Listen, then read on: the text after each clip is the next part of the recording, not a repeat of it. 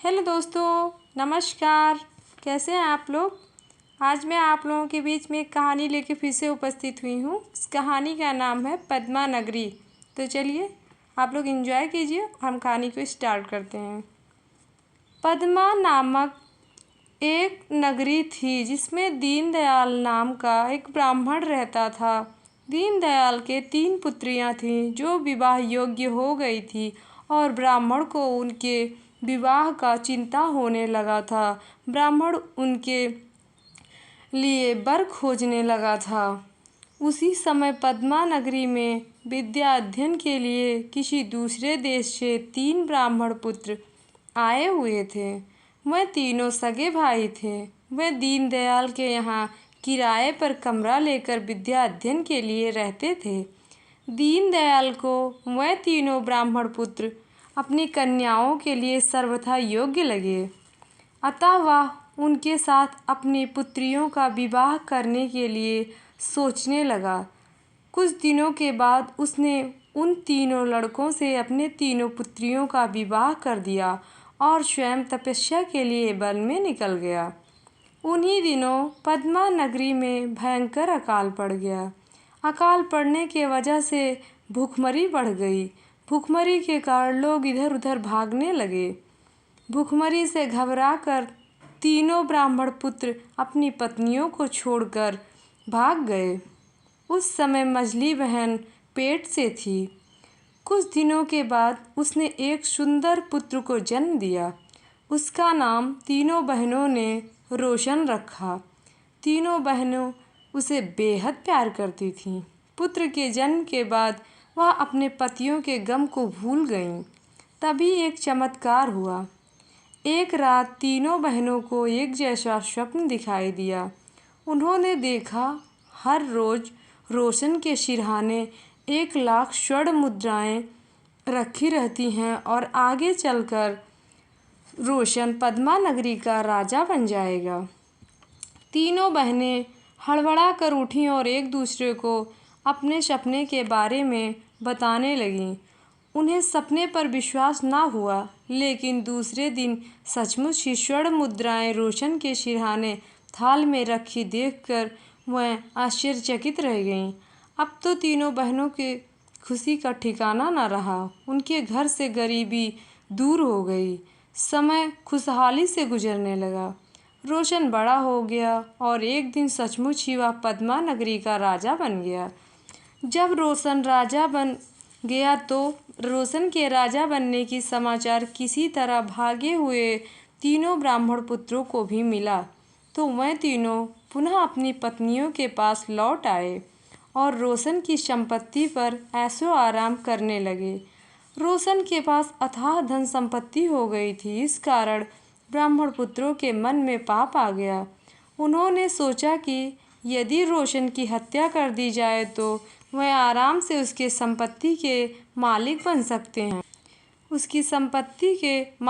सकते हैं। ऐसा कुविचार आते ही उन तीनों भाइयों ने मिलकर योजना बनाई। वह तीनों भाई रोशन को विंध्यवासिनी देवी के दर्शन कराने के लिए देवी के मंदिर ले गए। मंदिर में रोशन का वध करने के लिए पहले ही उन्होंने बधिक को पैसा देकर वहां नियुक्त कर दिया था। रोशन जैसे ही मंदिर में पहुंचा, बधिकों ने उसे चारों ओर से घेर लिया। उसने बधिकों से घेरने का कारण पूछा तो उन्होंने कहा, हमें तुम्हारा वध करने के लिए 500 स्वर्ण मुद्राएं दी गई हैं। रोशन ने उनसे कहा, यदि मैं तुम्हें इससे कहीं ज़्यादा कीमत और आभूषण तथा स्वर्ण मुद्राएं दूं तो तुम मुझे छोड़ दोगे क्या?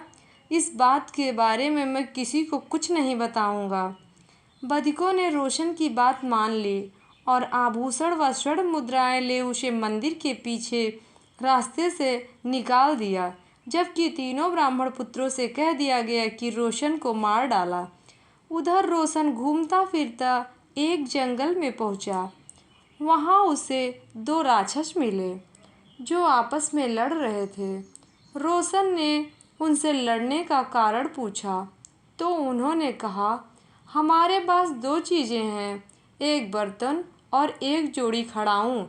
इस युद्ध में जो जीतेगा वह इन दोनों चीज़ों का मालिक होगा। मगर क्या इन मामूली चीज़ों के लिए लड़ना उचित है? रोशन ने कहा। इसका फैसला तो बिना झगड़ा किए भी हो सकता है। रोशन एक बार फिर से कहा। ये मामूली चीज़ें नहीं हैं, ये दोनों चीज़ें बड़ी करामाती तथा कीमती हैं। बर्तन से जो खाना मांगोगे वह तुरंत ही आ जाएगा, जबकि खड़ाऊँ पहनकर आकाश मार्ग में उड़ा जा सकता है। यह सुनते ही रोशन के दिमाग में एक युक्ति सूझी। वह राक्षसों से बोला कि तुम दोनों इस तरह क्यों लड़ रहे हो? लड़ो नहीं, खून खराबा मत करो। तुम दोनों उस सामने वाले मंदिर को छूने जाओ और जो उस मंदिर को छूकर पहले लौट आएगा वह दोनों चीज़ें उसी की हो जाएंगी। दोनों राक्षस रोशन की बात मान गए और मंदिर की ओर दौड़ पड़े। उधर दोनों राक्षस का दौड़ना और इधर रोशन के मन में एक उपाय आया कि क्यों ना मैं जल्दी ही खड़ाऊ पहन के भाग जाऊं। इधर रोशन ने किया भी वही। रोशन खड़ाऊ पहन बर्तन ले आकाश में उड़ गया। दोनों राक्षस देखते रह गए। कुछ देर बाद रोशन एक घने जंगल में उतरा। वहाँ एक कुटिया थी जिसमें एक बुढ़िया रहती थी। रोशन उसी के पास रहने लगा। वह बुढ़िया की खूब सेवा करता और रोज़ बर्तन की सहायता से तरह तरह का स्वादिष्ट भोजन प्राप्त कर लिया करता था। बुढ़िया भी रोशन को बहुत प्यार करती थी। एक दिन बुढ़िया ने रोशन से कहा, बेटा, यहाँ की राजकुमारी पल्लवी बहुत ही सुंदर है। वह सचमुच तेरी पत्नी बनने योग्य है, पर वह महल से कभी बाहर नहीं निकलती। उसका पिता बड़ा क्रूर है और उसे सख्त पहरे में रखता है। बुढ़िया की बात सुनकर रोशन ने कहा, माँ, यदि ऐसी बात है तो मैं उसे वहाँ से आज़ाद कराऊँगा। रोशन ने उसी रात खड़ाऊ धारण किया और आकाश मार्ग से उड़ चला।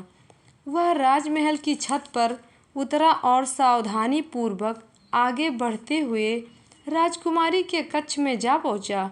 उसने राजकुमारी को अपना परिचय दिया तो वह बहुत प्रसन्न हुई और राजकुमारी ने जानलेवा कैद से मुक्ति होने के लिए उसके सामने शादी का प्रस्ताव रख दिया।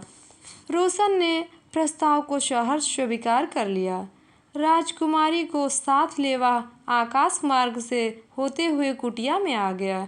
कुछ दिन बाद रोशन पल्लवी और बुढ़िया को साथ ले पद्मा नगरी लौट आया।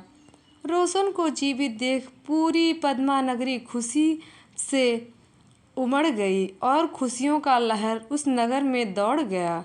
उसकी माँ और मौसियाँ पुत्र व पुत्रवधू को देखकर फूले न समाईं, मगर उसका पिता, चाचा और ताऊ उसे देखकर बहुत परेशान हो उठे। वह अवश्य ही रोशन उन्हें फांसी पर चढ़ा देगा, यही सोचकर वह घबराने लगे, किंतु रोशन ने ऐसा कुछ नहीं किया।